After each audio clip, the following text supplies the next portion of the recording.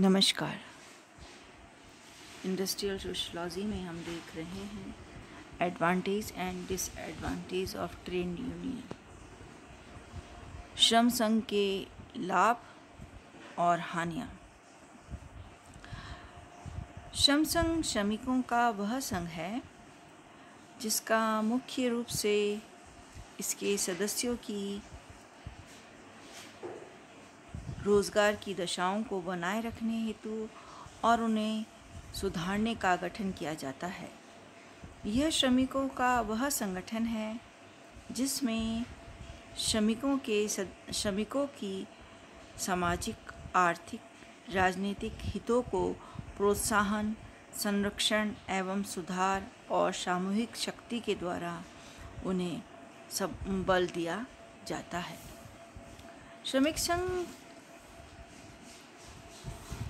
का जो उद्देश्य होता है वो भाईचारे और सहयोग की भावना का विकास करना होता है।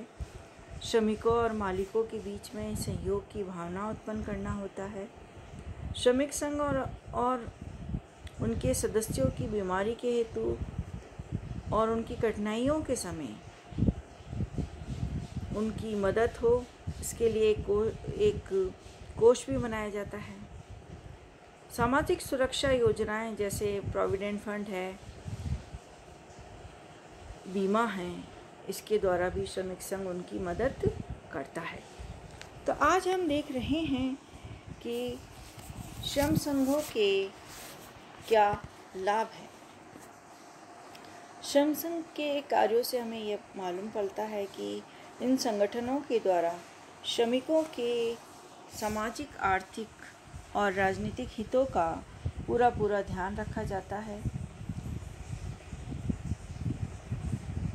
और साथ ही हम देखते हैं कि श्रमिक संगठन के क्या क्या लाभ हैं। पहला हम देख रहे हैं पारस्परिक बंधुत्व व सहयोग की भावना। इन संगठनों के माध्यम से श्रमिक एक दूसरे के निकट आते हैं और जब निकट आते हैं तो संगठित होने की भावना और बढ़ती है और उनमें पारस्परिक प्रेम और सहयोग की भावना भी वृद्धि होती है। साथ ही हम देखते हैं कि जब वो साथ आते हैं तो सामूहिक जो सौदा करने की शक्ति है वो अधिक बढ़ती है, जिससे शक्तिशाली पूंजीपतियों द्वारा उनका शोषण नहीं हो पाता है। नेक्स्ट हम देखते हैं कार्यकुशलता में वृद्धि। इन संगठनों के द्वारा श्रमिकों की कार्यकुशलता में वृद्धि की जाती है। इसमें श्रमिकों की शारीरिक और मानसिक और सामाजिक और आर्थिक दशाओं में सुधार करने का प्रयास किया जाता है। जब श्रमिकों की शारीरिक, मानसिक, सामाजिक और आर्थिक दशाओं में सुधार होगा तो इन सुधारों का प्रभाव उनके जीवन स्तर पर पड़ता है और जीवन स्तर जब अधिक उच्च कोटि का होगा तो उनकी कार्यकुशलता में भी वृद्धि होगी। नेक्स्ट है उचित मजदूरी। श्रमिक संघ का सबसे बड़ा जो श्रमिक संघों के विकास में श्रमिकों को कम मजदूरी दे के उनका जो शोषण किया जाता था, श्रम संघों के निर्माण के द्वारा उन्हें इस शोषण की प्रवृत्ति समाप्त हो गई है। नेक्स्ट है औद्योगिक शांति। औद्योगिक शांति में हम देखते हैं कि शुद्ध श्रम संघों के कारण से ही सामूहिक सौदेबाजी में को बल मिला है, क्योंकि मालिकों के साथ बैठकर विभिन्न समस्याओं को हम आसानी से निपटा लेते हैं और जब समस्या को मिल बैठ के निपटा लेते हैं तो हड़तालें और तालाबंदी कम होती है और जब हड़तालें और तालाबंदी कम होगी तो कार्यक्षमता में विकास होगा। कार्यक्षमता के साथ उत्पादन में बढ़ोतरी होगी। उत्पादन में जब बढ़ोतरी होगी तो सभी खुशहाल होंगे और औद्योगिक शांति होगी। तो श्रमिक संघ औद्योगिक शांति के द्वारा प्रोत्साहन देते हैं। साथ ही आदर्श श्रम नीति के निर्माण में भी ये सहयोग देते हैं कि श्रमिक संघों के द्वारा प्रतिनिधियों को संसद और विधानसभाओं हेतु चुन के भेजा जाता है। वहाँ ये संसद में अपने विचारों द्वारा श्रमिकों के हितों के लिए सरकार के सम्मुख रखते हैं कि किस तरह की नीतियाँ बनाई जाएं, जिसके द्वारा श्रमिकों को अधिक से अधिक लाभ मिले और नई अगर हमें आदर्श श्रम नीति का निर्माण करने में भी ये ट्रेड यूनियंस गवर्नमेंट का सपोर्ट करते हैं। इन्हीं आवश्यकताओं पर प्रकाश डालते हुए डॉक्टर देवेंद्र प्रताप नारायण सिंह ने लिखा है कि यह एक जटिल प्रश्न होते हुए भी अत्यंत महत्वपूर्ण है कि आखिरकार कोई श्रमिक संघ का सदस्य क्यों बनता है, कौन सी परिस्थितियां उसे श्रमिक संघ की सदस्यता के लिए प्रेरित करती हैं। इसकी विवेचना करना एक कठिन कार्य है।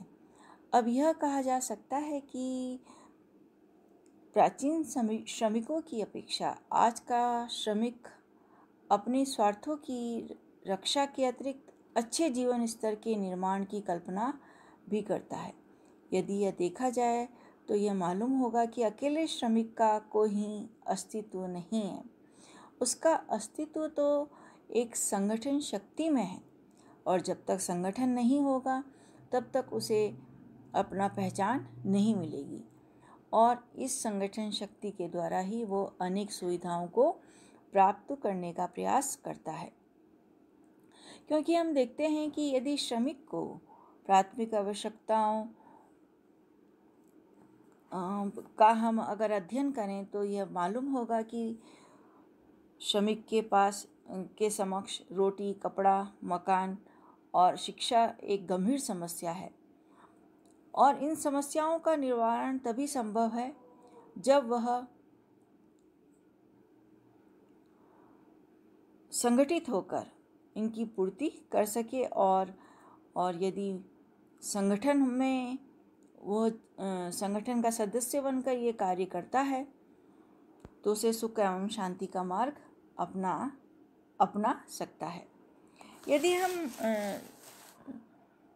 क्योंकि श्रमिक भी एक मनुष्य है, और मनुष्य की आवश्यकताएं जो हैं वो व्यवस्थित जीवन, अच्छे आवास, बच्चों की शिक्षा दीक्षा, स्वास्थ्य की व्यवस्था और उज्जवल भविष्य की कल्पना करता है, और इन्हीं कल्पनाओं के परिणाम स्वरूप आज श्रमिक संघ के द्वारा उसे मनोबल प्रदान होता है। औद्योगिक क्रांति के कारण इंग्लैंड में श्रमिकों ने अपने लिए संघ बनाया, इसलिए कि मृत्यु एवं बीमारी में उनकी सहायता कौन करेगा, और आपसी सहयोग की प्राप्ति संघ के द्वारा ही संभव है, और व्यवस्थित जीवन की परिकल्पना भी इसकी ही देन है। नेक्स्ट पॉइंट हम देखते हैं श्रम संघ की हानियाँ। श्रम संघ के जहाँ लाभ हैं वहाँ कुछ हानियाँ भी हैं। पहला हम देखते हैं औद्योगिक अशांति। कभी कभी ऐसा होता है कि जो नेता का जो चुनाव किया जाता है, और नेता अगर वो स्वार्थी बन जाए तो अपनी स्वार्थ सिद्धि के लिए वो श्रमिकों को समय समय पर भड़काकर उनको हड़ताल करने के लिए प्रेरित करते रहता है। इसके कारण औद्योगिक अशांति उत्पन्न हो जाती है। तो जब नेता सही होगा तभी औद्योगिक शांति बनी रहेगी, अगर नेता सही नहीं होगा तो औद्योगिक शांति बनी नहीं रह सकती। नेक्स्ट हम देखते हैं औद्योगिक प्रगति में बाधक। श्रम संघ सदैव औद्योगिक प्रगति में बाधक बने रहते हैं, क्योंकि औद्योगिक नवीनता को वो लोग स्वीकार नहीं करते, बल्कि उसे घृणा की दृष्टि से देखते हैं। यदि जैसे वैज्ञानिक रीतियों के द्वारा विकेंद्रीकरण किया जाता है या यांत्रिकरण द्वारा उत्पादन बढ़ाकर औद्योगिक प्रगति को तीव्र करने का प्रश्न होता है, तो और श्रम संघ सदैव उसका विरोध करता है। इस प्रकार हम देखते हैं कि औद्योगिक प्रगति के लिए श्रम संघ बाधक होता है। नेक्स्ट है राष्ट्र तथा समाज को हानि। औद्योगिक अशांति के कारण औद्योगिक उत्पादन को क्षति पहुंचती है। साथ ही जब उद्योगों में अशांति होगी और उत्पादन नहीं होगा तो जो आय है वो भी वृद्धि नहीं होगी और इसका जो खामियाजा है वह हमारे राष्ट्र तथा